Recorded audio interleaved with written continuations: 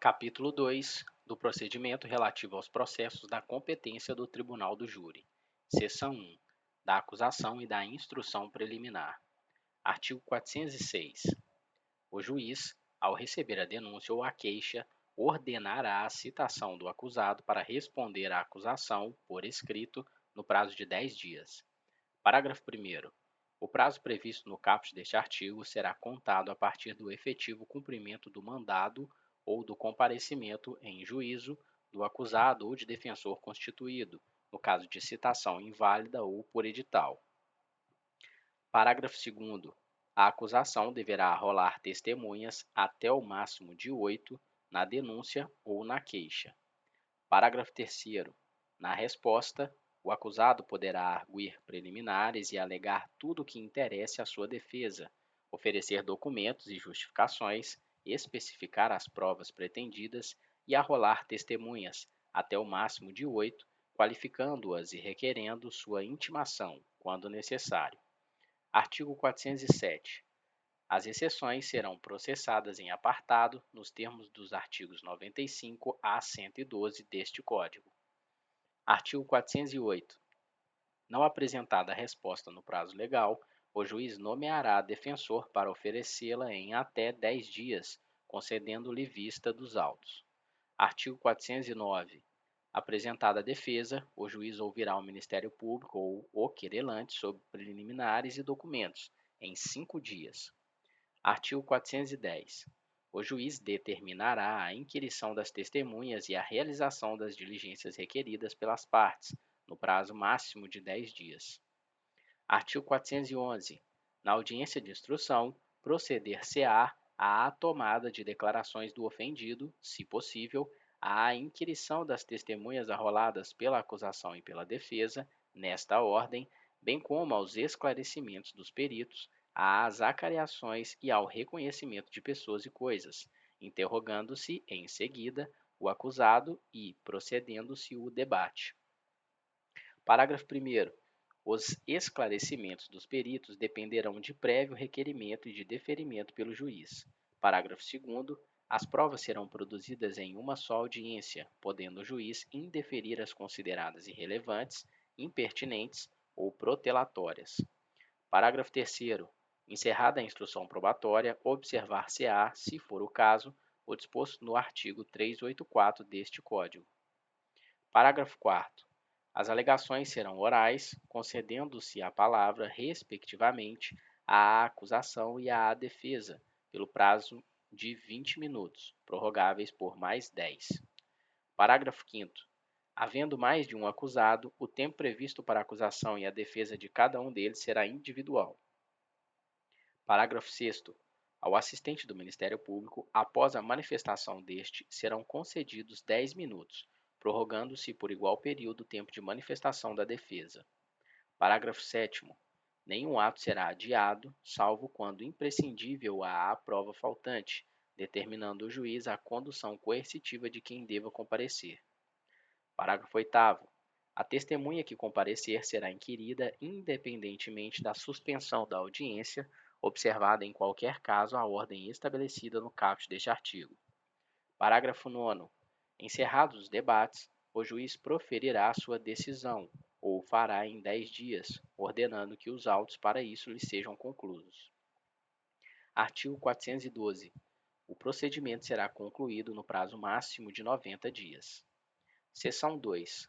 Da pronúncia, da impronúncia e da absolvição sumária. Artigo 413. O juiz, fundamentadamente, pronunciará o acusado, se convencido da materialidade do fato e da existência de indícios suficientes de autoria ou de participação. Artigo 1º. A fundamentação da pronúncia limitar-se-á à indicação da materialidade do fato e da existência de indícios suficientes de autoria ou de participação, devendo o juiz declarar o dispositivo legal em que julgar em curso o acusado e especificar as circunstâncias qualificadoras e as causas de aumento de pena. Parágrafo 2º. Se o crime for afiançável, o juiz arbitrará o valor da fiança para concessão ou manutenção da liberdade provisória. Parágrafo 3º. O juiz decidirá motivadamente no caso de manutenção, revogação ou substituição da prisão ou medida restritiva de liberdade anteriormente decretada e, tratando-se de acusado solto, sobre a necessidade da decretação da prisão ou imposição de quaisquer das medidas previstas no título 9 do livro 1 deste Código. Artigo 414. Não se convencendo da materialidade do fato ou da existência de indícios suficientes de autoria ou de participação, o juiz, fundamentadamente, impronunciará o acusado. Parágrafo único. Enquanto não ocorrer a extinção da punibilidade, poderá ser formulada nova denúncia ou queixa se houver prova nova. Artigo 415. O juiz, fundamentadamente, absolverá desde logo o acusado, quando 1. Provada a inexistência do fato. 2. Provado não ser ele autor ou partícipe do fato. 3. O fato não constituir infração penal. 4. Demonstrada a causa de isenção de pena ou de exclusão do crime. Parágrafo único. Não se aplica o disposto no inciso 4º do caput deste artigo ao caso de inimputabilidade prevista no caput do artigo 26 do Código Penal, salvo quando esta for a única tese defensiva. Artigo 416. Contra a sentença de impronúncia ou de absolvição sumária caberá apelação. Artigo 417.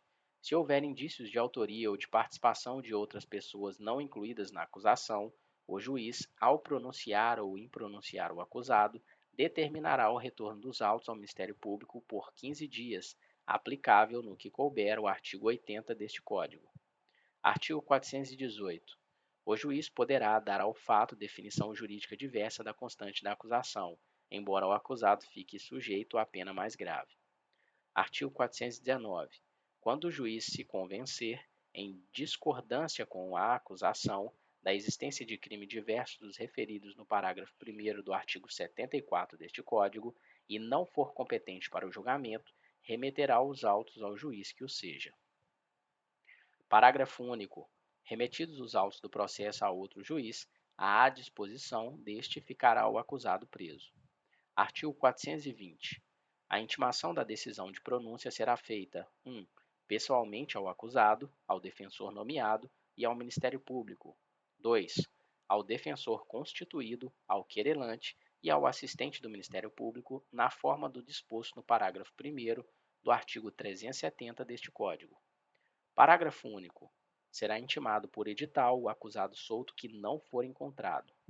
Artigo 421.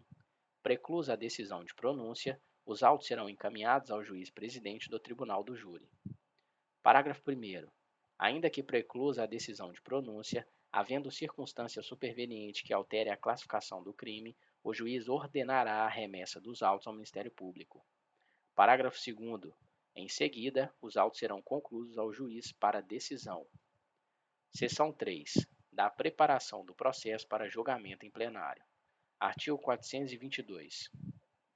Ao receber os autos, o presidente do Tribunal do Júri determinará a intimação do órgão do Ministério Público ou do querelante, no caso de queixa, e do defensor, para, no prazo de 5 dias, apresentarem rol de testemunhas que irão depor em plenário, até o máximo de 5, oportunidade em que poderão juntar documentos e requerer diligência. Artigo 423. Deliberando sobre os requerimentos de provas a serem produzidas ou exibidas no plenário do júri e adotadas as providências devidas, o juiz presidente 1. Ordenará as diligências necessárias para sanar qualquer nulidade ou esclarecer fato que interesse ao julgamento da causa. 2. Fará relatório sucinto do processo, determinando sua inclusão em pauta da reunião do Tribunal do Júri.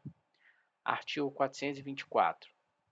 Quando a lei local de organização judiciária não atribuir ao presidente do Tribunal do Júri o preparo para julgamento, o juiz competente remeter-lhe-á os autos do processo preparado até 5 dias antes do sorteio a que se refere o artigo 433 deste Código. Parágrafo único. Deverão ser remetidos, também, os processos preparados até o encerramento da reunião, para a realização de julgamento. Seção 4. Do alistamento dos jurados. Artigo 425. Anualmente, serão alistados pelo presidente do Tribunal do Júri de 800 a 1.500 jurados nas comarcas de mais de 1 milhão de habitantes, de 300 a 700 nas comarcas de 100 mil habitantes e de 80 a 400 nas comarcas de menor população. Parágrafo 1º. Nas comarcas onde for necessário, poderá ser aumentado o número de jurados e, ainda, organizada lista de suplentes, depositadas as cédulas em urna especial, com as cautelas mencionadas na parte final do parágrafo 3º do artigo 426 deste Código. Parágrafo 2º. O juiz-presidente requisitará às autoridades locais, associações de classe e de bairro, entidades associativas e culturais, instituições de ensino em geral, universidades, sindicatos, repartições públicas e outros núcleos comunitários a indicação de pessoas que reúnam as condições para exercer a função de jurado. Artigo 426.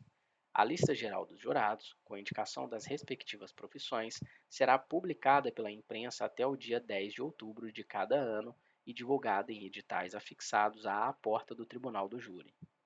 Parágrafo 1º. A lista poderá ser alterada, de ofício ou mediante reclamação de qualquer do povo, ao juiz-presidente até o dia 10 de novembro, data de sua publicação definitiva. Parágrafo 2º. Juntamente com a lista, serão transcritos os artigos 436 a 446 deste Código. Parágrafo 3º. Os nomes e endereços dos alistados, em cartões iguais, após serem verificados na presença do Ministério Público, de advogado indicado pela seção local da Ordem dos Advogados do Brasil e de defensor indicado pelas defensorias públicas competentes, permanecerão guardados em urna fechada à chave, sob a responsabilidade do juiz-presidente. Parágrafo 4º. O jurado que tiver integrado o Conselho de Sentenças nos 12 meses que antecederem à publicação da lista geral, fica dela excluído. Parágrafo 5º. Anualmente, a lista geral de jurados será obrigatoriamente completada. Seção 5. Do desaforamento. Artigo 427. Se o interesse da ordem pública o reclamar ou houver dúvida sobre a imparcialidade do júri ou a segurança pessoal do acusado, o tribunal, a requerimento do Ministério Público, do assistente, do querelante ou do acusado ou mediante representação do juiz competente, poderá determinar o desaforamento do julgamento para outra comarca da mesma região, onde não existam aqueles motivos, preferindo-se as mais próximas. Parágrafo 1º. O pedido de desaforamento será distribuído imediatamente e terá preferência de julgamento na Câmara ou turma competente. Parágrafo 2º. Sendo relevantes os motivos alegados, o relator poderá determinar fundamentadamente a suspensão do julgamento pelo júri. Parágrafo 3º. Será ouvido o juiz-presidente quando a medida não tiver sido por ele solicitada. Parágrafo 4º. Na pendência de recurso contra a decisão de pronúncia ou quando for efetivado o julgamento, não se admitirá o pedido de desaforamento, salvo, nesta última hipótese, quanto a fato ocorrido durante ou após a realização de julgamento anulado. Artigo 428. O desaforamento também poderá ser determinado em razão do comprovado excesso de serviço, ouvidos o juiz-presidente e a parte contrária, se o julgamento não puder ser realizado no prazo de 6 meses, contado do trânsito em julgado da decisão de pronúncia. Parágrafo 1º. Para a contagem do prazo referido neste artigo, não se computará o tempo de adiamentos, diligências ou incidentes de interesse da defesa. Parágrafo 2º. Não havendo excesso de serviço ou existência de processos aguardando julgamento em quantidade que ultrapasse a possibilidade de apreciação pelo tribunal do júri, nas reuniões periódicas previstas para o exercício, o acusado poderá requerer ao tribunal que determine a imediata realização do julgamento. Seção 6. Da organização da pauta. Artigo 429. Salvo motivo relevante que autorize a alteração na ordem dos julgamentos, terão preferência: 1. Os acusados presos. 2. Dentre os acusados presos, aqueles que estiverem há mais tempo na prisão. 3. Em igualdade de condições, os precedentemente pronunciados. Parágrafo 1º.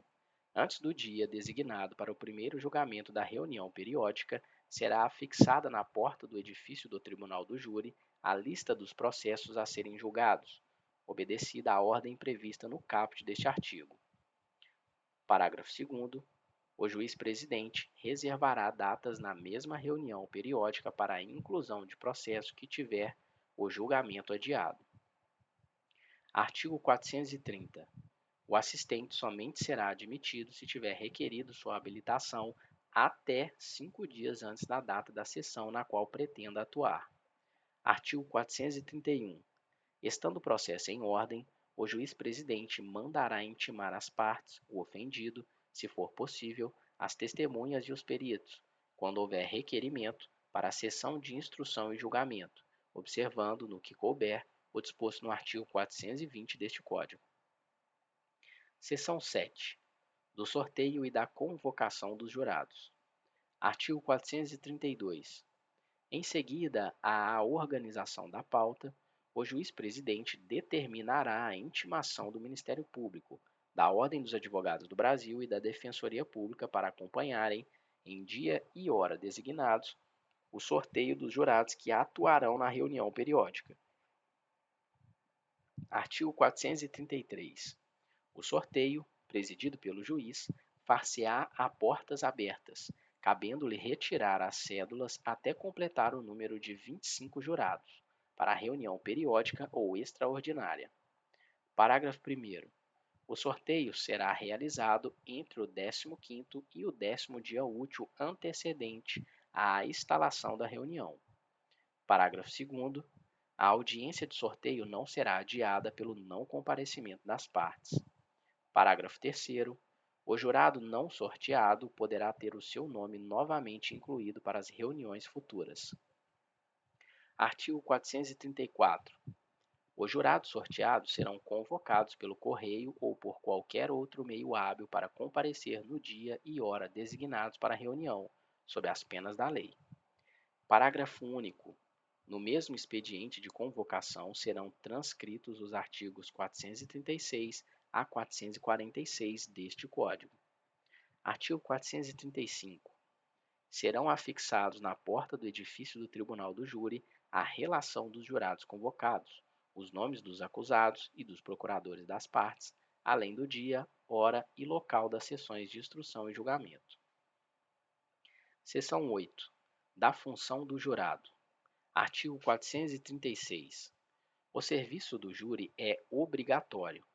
O alistamento compreenderá os cidadãos maiores de 18 anos de notória idoneidade. Parágrafo 1º. Nenhum cidadão poderá ser excluído dos trabalhos do júri ou deixar de ser alistado em razão de cor ou etnia, raça, credo, sexo, profissão, classe social ou econômica, origem ou grau de instrução. Parágrafo 2º. A recusa injustificada ao serviço do júri acarretará multa no valor de 1 a 10 salários mínimos, a critério do juiz, de acordo com a condição econômica do jurado. Artigo 437. Estão isentos do serviço do júri: 1. O Presidente da República e os ministros de Estado. 2. Os governadores e seus respectivos secretários. 3. Os membros do Congresso Nacional, das Assembleias Legislativas e das câmaras distritais e municipais. 4. Os prefeitos municipais. 5. Os magistrados e membros do Ministério Público e da Defensoria Pública. 6. Os servidores do Poder Judiciário, do Ministério Público e da Defensoria Pública. 7. As autoridades e os servidores da Polícia e da Segurança Pública. 8. Os militares em serviço ativo. 9. Os cidadãos maiores de 70 anos que requeiram sua dispensa. 10. Aqueles que o requererem, demonstrando justo impedimento. Artigo 438.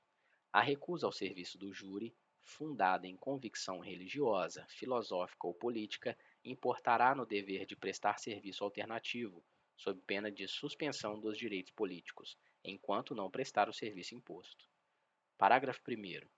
Entende-se por serviço alternativo o exercício de atividades de caráter administrativo, assistencial, filantrópico ou mesmo produtivo no Poder Judiciário, na Defensoria Pública no Ministério Público ou em entidade conveniada para esses fins. Parágrafo 2º. O juiz fixará o serviço alternativo atendendo aos princípios da proporcionalidade e da razoabilidade. Artigo 439. O exercício efetivo da função de jurado constituirá serviço público relevante e estabelecerá a presunção de idoneidade moral. Artigo 430. Constitui também direito do jurado, na condição do artigo 439 deste Código, preferência, em igualdade de condições, nas licitações públicas e no provimento, mediante concurso, de cargo ou função pública, bem como nos casos de promoção, funcional ou remoção voluntária. Artigo 441. Nenhum desconto será feito nos vencimentos ou salário do jurado sorteado que comparecer à sessão do júri. Artigo 442. Ao jurado que, sem causa legítima, deixar de comparecer no dia marcado para a sessão ou retirar-se antes de ser dispensado pelo presidente, será aplicada a multa de 1 a 10 salários mínimos, a critério do juiz, de acordo com a sua condição econômica. Artigo 443. Somente será aceita escusa fundada em motivo relevante, devidamente comprovado e apresentada, ressalvadas as hipóteses de força maior, até o momento da chamada dos jurados. Artigo 444. O jurado somente será dispensado por decisão motivada do juiz-presidente, consignada na ata dos trabalhos. Artigo 445. O jurado, no exercício da função ou a pretexto de exercê-la, será responsável criminalmente nos mesmos termos em que o são os juízes togados. Artigo 446. Aos suplentes, quando convocados, serão aplicáveis os dispositivos referentes às dispensas, faltas e escusas e à equiparação de responsabilidade penal prevista no artigo 445 deste Código. Seção 9. Da composição do Tribunal do Júri e da formação do Conselho de Sentença. Artigo 447. O Tribunal do Júri é composto por um juiz togado, seu presidente, e por 25 jurados que serão sorteados dentre os alistados, 7 dos quais constituirão o Conselho de Sentença em cada sessão de julgamento. Artigo 448. São impedidos de servir no mesmo conselho 1. Marido e mulher. 2. Ascendente e descendente. 3. Sogro e genro ou nora. 4. Irmãos e cunhados durante o cunhadio. 5. Tio e sobrinho. 6. Padrasto, madrasta ou enteado. Parágrafo 1º. O mesmo impedimento ocorrerá em relação às pessoas que mantenham união estável reconhecida como entidade familiar. Parágrafo 2º. Aplicar-se-á aos jurados o disposto sobre os impedimentos, a suspeição e as incompatibilidades dos juízes togados. Artigo 449. Não poderá servir o jurado que 1. Tiver funcionando em julgamento anterior do mesmo processo, independentemente da causa determinante do julgamento posterior. 2. No caso do concurso de pessoas, houver integrado o conselho de sentença que julgou o outro acusado. 3. Tiver manifestado prévia disposição para condenar ou absolver o acusado. Artigo 450. Dos impedidos entre si por parentesco ou relação de convivência, servirá o que houver sido sorteado em primeiro lugar. Artigo 451. Os jurados excluídos por impedimento, suspeição ou incompatibilidade serão considerados para a constituição do número legal exigível para a realização da sessão. Artigo 452. O mesmo Conselho de Sentença poderá conhecer de mais de um processo no mesmo dia, se as partes o aceitarem, hipótese em que seus integrantes deverão prestar novo compromisso. Seção 10. Da reunião e das sessões do Tribunal do Júri. Artigo 453. O Tribunal do Júri reunir-se-á para as sessões de instrução e julgamento nos períodos e na forma estabelecida pela lei local de organização judiciária. Artigo 454.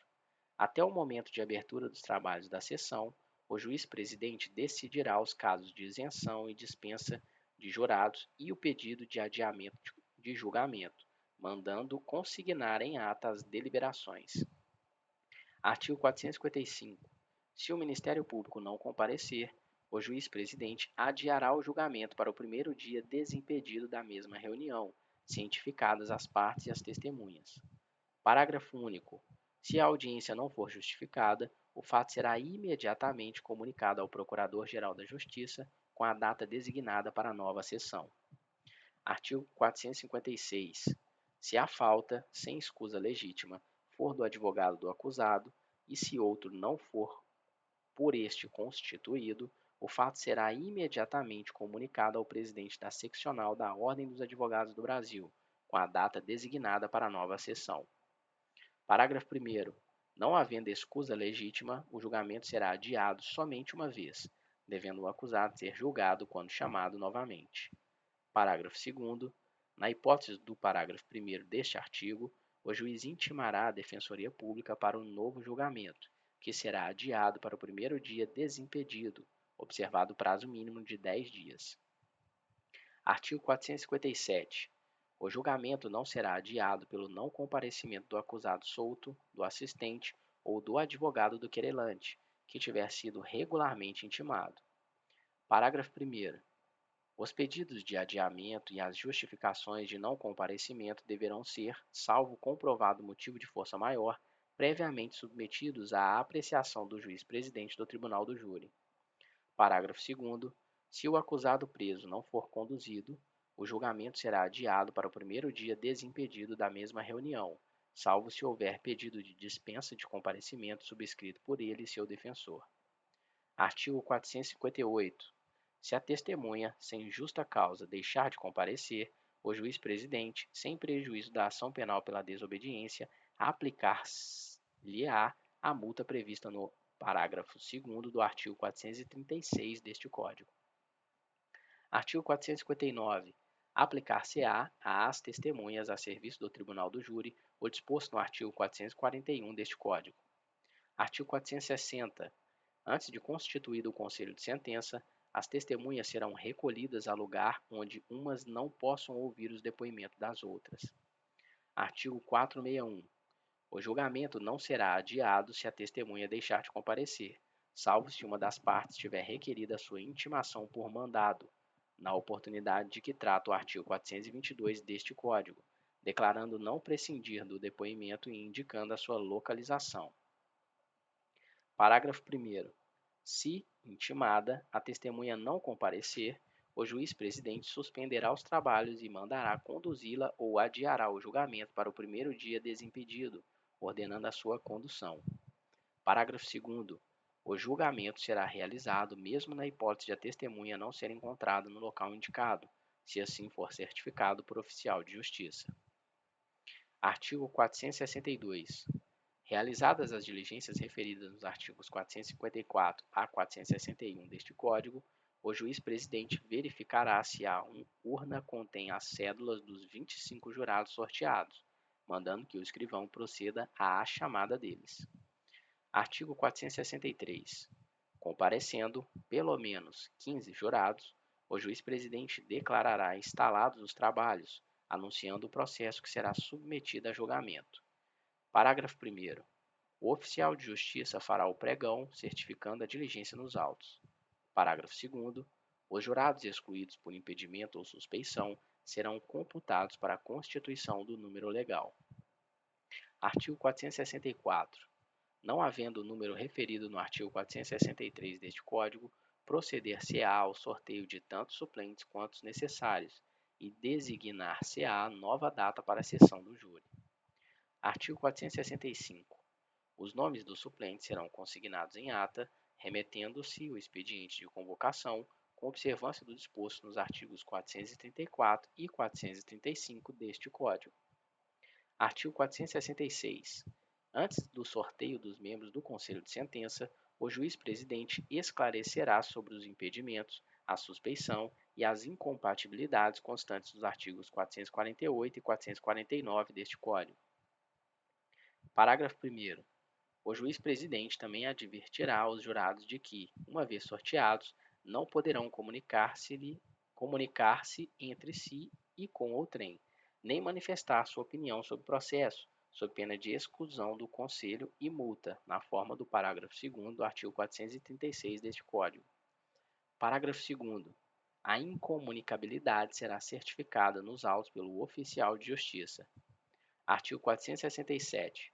Verificando que se encontra na urna as cédulas relativas aos jurados presentes, o juiz-presidente sorteará 7 dentre eles para a formação do conselho de sentença. Artigo 468. À medida que as cédulas forem sendo retiradas da urna, o juiz-presidente as lerá e a defesa, e depois dela o Ministério Público, poderão recusar os jurados sorteados, até 3 cada parte, sem motivar a recusa. Parágrafo único. O jurado recusado imotivadamente por qualquer das partes será excluído daquela sessão de instrução e julgamento, prosseguindo-se o sorteio para a composição do conselho de sentença, com os jurados remanescentes. Artigo 469. Se forem 2 ou mais os acusados, as recusas poderão ser feitas por um só defensor. Parágrafo 1º.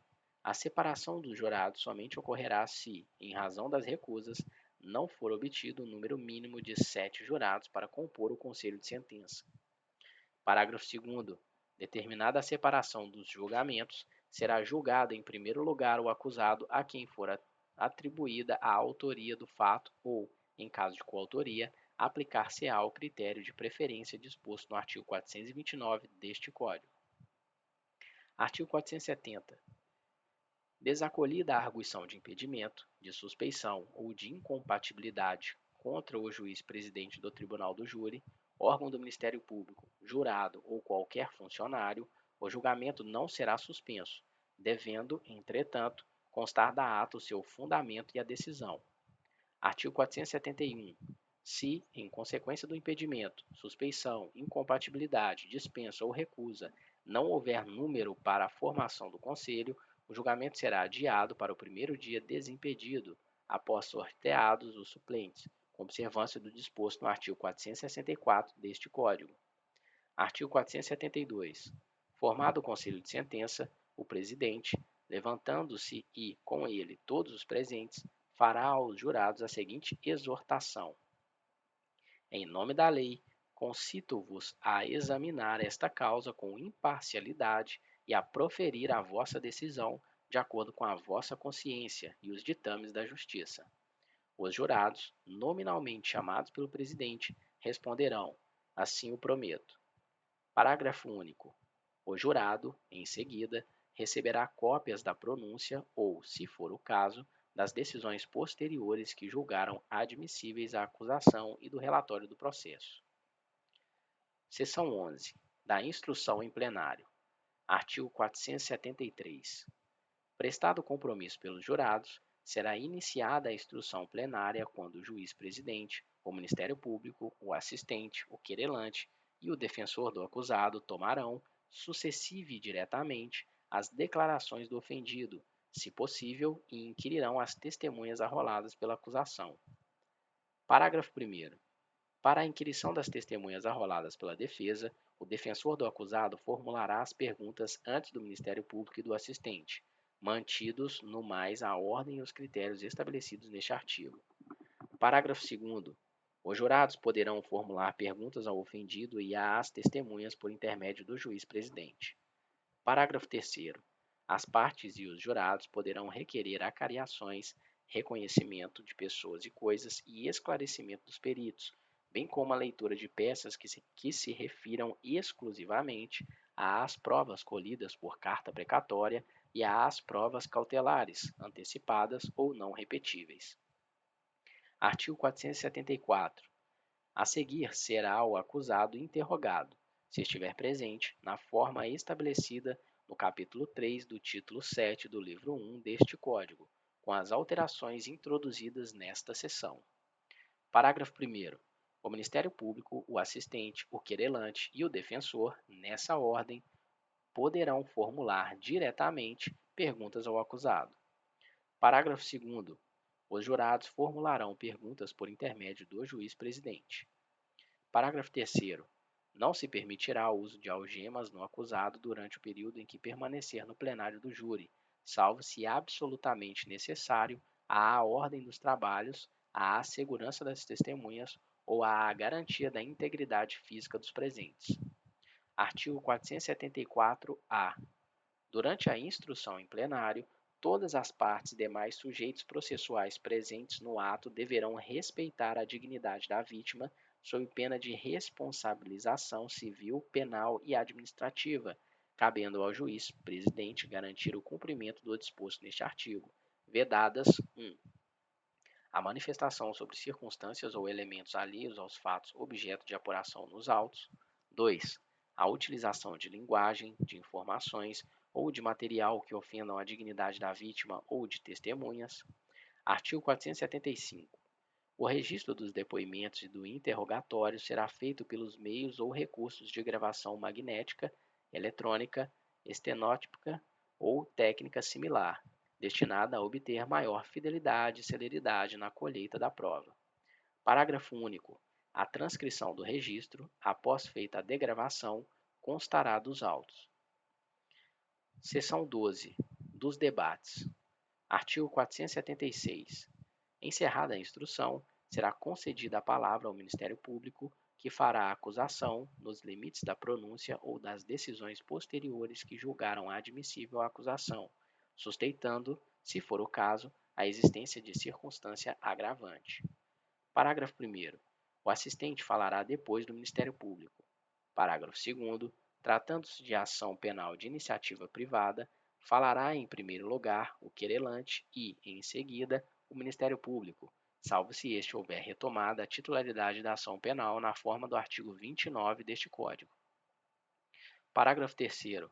Fim da acusação, terá a palavra a defesa. Parágrafo 4º. A acusação poderá replicar e a defesa treplicar, sendo admitida a reinquirição de testemunha já ouvida em plenário. Artigo 477. O tempo destinado à acusação e à defesa será de 1h30 para cada, e de 1 hora para a réplica e outro tanto para a tréplica. Parágrafo 1º. Havendo mais de um acusador ou mais de um defensor, combinarão entre si a distribuição do tempo, que, na falta de acordo, será dividido pelo juiz-presidente, de forma a não exceder o determinado neste artigo. Parágrafo 2º. Havendo mais de um acusado, o tempo para a acusação e a defesa será acrescido de 1 hora e elevado ao dobro o da réplica e da tréplica, observado o disposto no parágrafo 1º deste artigo. Artigo 478. Durante os debates, as partes não poderão, sob pena de nulidade, fazer referências 1. À decisão de pronúncia, às decisões posteriores que julgaram admissível a acusação ou à determinação do uso de algemas como argumento de autoridade que beneficiem ou prejudiquem o acusado. 2. Ao silêncio do acusado ou à ausência de interrogatório por falta de requerimento, em seu prejuízo. Artigo 479. Durante o julgamento, não será permitida a leitura de documento ou a exibição de objeto que não tiver sido juntado aos autos com antecedência mínima de 3 dias úteis, dando-se ciência à outra parte. Parágrafo único. Compreende-se na proibição deste artigo a leitura de jornais ou qualquer outro escrito, bem como a exibição de vídeos, gravações, fotografias, laudos, quadros, croquis ou qualquer outro meio assemelhado, cujo conteúdo versar sobre a matéria de fato submetida à apreciação e julgamento dos jurados. Artigo 480. A acusação, a defesa e os jurados poderão, a qualquer momento e por intermédio do juiz-presidente, pedir ao orador que indique a folha dos autos onde se encontra a peça por ele lida ou citada, facultando-se ainda aos jurados solicitar-lhe, pelo mesmo meio, o esclarecimento de fato por ele alegado. Parágrafo 1º. Concluídos os debates, o presidente indagará dos jurados se estão habilitados a julgar ou se necessitam de outros esclarecimentos. Parágrafo 2º. Se houver dúvidas sobre questão de fato, o presidente prestará esclarecimentos à vista dos autos. Parágrafo 3º. Os jurados, nesta fase do procedimento, terão acesso aos autos e aos instrumentos do crime se solicitarem ao juiz-presidente. Artigo 481. Se a verificação de qualquer fato, reconhecida como essencial para o julgamento da causa, não puder ser realizada imediatamente, o juiz-presidente dissolverá o conselho ordenando a realização das diligências entendidas necessárias. Parágrafo único. Se a diligência consistir na produção de prova pericial, o juiz-presidente, desde logo, nomeará perito e formulará quesitos, facultando às partes também formulá-los e indicar assistentes técnicos, no prazo de 5 dias. Seção 13. Do questionário e sua votação. Artigo 482. O Conselho de Sentença será questionado sobre a matéria de fato e se o acusado deve ser absolvido. Parágrafo único. Os quesitos serão redigidos em proposições afirmativas, simples e distintas, de modo que cada um deles possa ser respondido com suficiente clareza e necessária precisão. Na sua elaboração, o presidente levará em conta os termos da pronúncia ou das decisões posteriores que julgaram admissível a acusação, do interrogatório e das alegações das partes. Artigo 483. Os quesitos serão formulados na seguinte ordem, indagando sobre 1. A materialidade do fato, 2. A autoria ou participação, 3. Se o acusado deve ser absolvido, 4. Se existe causa de diminuição de pena alegada pela defesa, 5. Se existe circunstância qualificadora ou causa de aumento de pena reconhecidas na pronúncia ou em decisões posteriores que julgaram admissível a acusação. Parágrafo 1º. A resposta negativa de mais de 3 jurados a qualquer dos quesitos referidos nos incisos 1 e 2 do caput deste artigo encerra a votação e implica a absolvição do acusado. Parágrafo 2º. Respondidos afirmativamente por mais de 3 jurados, os quesitos relativos aos incisos 1 e 2 do caput deste artigo, será formulado o quesito com a seguinte redação: o jurado absolve o acusado? Parágrafo 3º. Decidindo os jurados pela condenação, o julgamento prossegue, devendo ser formulados quesitos sobre 1. Causa de diminuição de pena alegada pela defesa, 2. Circunstância qualificadora ou causa de aumento de pena reconhecidas na pronúncia ou em decisões posteriores que julgaram admissível a acusação. Parágrafo 4º. Sustentada a desclassificação da infração para outra de competência do juiz singular, será formulado o quesito a respeito, para ser respondido após o segundo ou terceiro quesito, conforme o caso. Parágrafo 5º. Sustentada a tese de ocorrência do crime na sua forma tentada ou havendo divergência sobre a tipificação do delito, sendo este de competência do tribunal do júri, o juiz formulará quesito acerca destas questões, para ser respondido após o segundo quesito. Parágrafo 6º. Havendo mais de um crime ou mais de um acusado, os quesitos serão formulados em séries distintas. Artigo 484. A seguir, o presidente lerá os quesitos e indagará das partes se tem requerimento ou reclamação a fazer, devendo qualquer deles, bem como a decisão, constar da ata. Parágrafo único. Ainda em plenário, o juiz-presidente explicará aos jurados o significado de cada quesito. Artigo 485. Não havendo dúvida a ser esclarecida, o juiz-presidente, os jurados, o Ministério Público, o assistente, o querelante, o defensor do acusado, o escrivão e o oficial de justiça dirigir-se-ão à sala especial a fim de ser procedida à votação. Parágrafo 1º. Na falta de sala especial, o juiz-presidente determinará que o público se retire, permanecendo somente as pessoas mencionadas no caput deste artigo. Parágrafo 2º.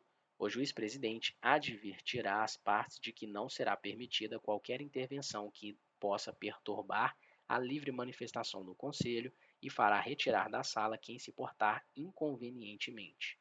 Artigo 486.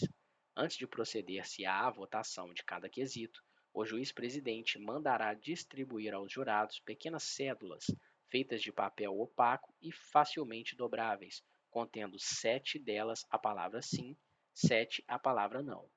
Artigo 487. Para assegurar o sigilo do voto, o oficial de justiça recolherá em urnas separadas as cédulas correspondentes aos votos e às não utilizadas. Artigo 488. Após a resposta, verificados os votos e as cédulas não utilizadas, o presidente determinará que o escrivão registre no termo a votação de cada quesito, bem como o resultado do julgamento. Parágrafo único. Do termo também constará a conferência das cédulas não utilizadas. Artigo 489. As decisões do Tribunal do Júri serão tomadas por maioria de votos. Artigo 490. Se a resposta a qualquer dos quesitos estiver em contradição com outra ou outras já dadas, o presidente, explicando aos jurados em que consiste a contradição, submeterá novamente à votação os quesitos a que se referirem a tais respostas. Parágrafo único.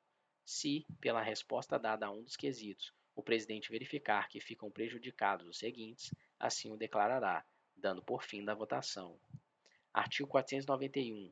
Encerrada a votação, será o termo a que se refere o artigo 488 deste Código assinado pelo presidente, pelos jurados e pelas partes. Seção 14. Da sentença. Artigo 492. Em seguida, o presidente proferirá a sentença que: 1. No caso de condenação, a. Fixará a pena base. B. Considerará as circunstâncias agravantes ou atenuantes alegadas nos debates. C. Imporá os aumentos ou diminuições da pena em atenção às causas admitidas pelo júri. D. Observará as demais disposições do artigo 387 deste Código. E. Mandará o acusado recolher-se ou recomendá-lo à prisão em que se encontra, se presentes os requisitos da prisão preventiva ou, no caso de condenação a uma pena igual ou superior a 15 anos de reclusão, determinará a execução provisória das penas, com expedição do mandado de prisão, se for o caso, sem prejuízo do conhecimento de recursos que vierem a ser interpostos. F. Estabelecerá os efeitos genéricos e específicos da condenação. 2. No caso de absolvição, a. Mandará colocar em liberdade o acusado se por outro motivo não estiver preso. B. Revogará as medidas restritivas provisoriamente decretadas. C. Imporá, se for o caso, a medida de segurança cabível. Parágrafo 1º. Se houver desclassificação da infração para outra, de competência do juiz singular, ao presidente do Tribunal do Júri caberá proferir sentença em seguida, aplicando-se, quando o delito resultante da nova tipificação for considerado pela lei como infração penal de menor potencial ofensivo, o disposto nos artigos 69 e seguintes da Lei 9.099 de 95. Parágrafo 2º. Em caso de desclassificação, o crime conexo que não seja doloso contra a vida será julgado pelo juiz presidente do Tribunal do Júri, aplicando-se, no que couber, o disposto no parágrafo 1º deste artigo. Parágrafo 3º. O presidente poderá, excepcionalmente, deixar de autorizar a execução provisória das penas de que trata a alínea I do inciso 1º do caput deste artigo, se houver questão substancial cuja resolução pelo tribunal ao qual competir o julgamento possa plausivelmente levar à revisão da condenação. Parágrafo 4º.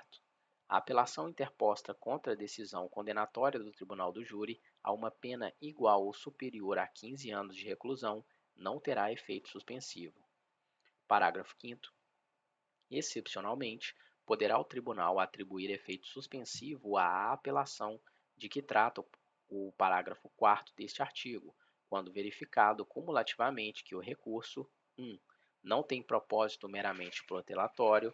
2. Levanta questão substancial e que pode resultar em absolvição, anulação da sentença, novo julgamento ou redução da pena para patamar inferior a 15 anos de reclusão. Parágrafo 6º. O pedido de concessão de efeito suspensivo poderá ser feito incidentalmente na apelação ou por meio de petição em separado dirigida diretamente ao relator, instruída com cópias de sentença condenatória, das razões da apelação e de prova da tempestividade, das contrarrazões e das demais peças necessárias à compreensão da controvérsia. Artigo 493. A sentença será lida em plenário pelo presidente antes de encerrada a sessão de instrução e julgamento. Seção 15. Da ata dos trabalhos. Artigo 494. De cada sessão de julgamento, o escrivão lavrará a ata, assinada pelo presidente e pelas partes. Artigo 495. A ata descreverá fielmente todas as ocorrências, mencionando obrigatoriamente 1. A data e a hora da instalação dos trabalhos. 2. O magistrado que presidiu a sessão e os jurados presentes. 3. Os jurados que deixaram de comparecer, com escusa ou sem ela, e as sanções aplicadas. 4. O ofício ou requerimento de isenção ou dispensa. 5. O sorteio dos jurados suplentes. 6. O adiamento da sessão, se houver ocorrido, com a indicação do motivo. 7. A abertura da sessão e a presença do Ministério Público, do querelante e do assistente, se houver, e a do defensor do acusado. 8. O pregão e a sanção imposta, no caso de não comparecimento. 9. As testemunhas dispensadas de depor. 10. O recolhimento das testemunhas a lugar de onde umas não pudessem ouvir o depoimento das outras. 11. A verificação das células pelo juiz presidente. 12. A formação do conselho de sentença, com o registro dos nomes dos jurados sorteados e recusas. 13. O compromisso e o interrogatório, com simples referência ao termo. 14. Os debates e as alegações das partes com os respectivos fundamentos.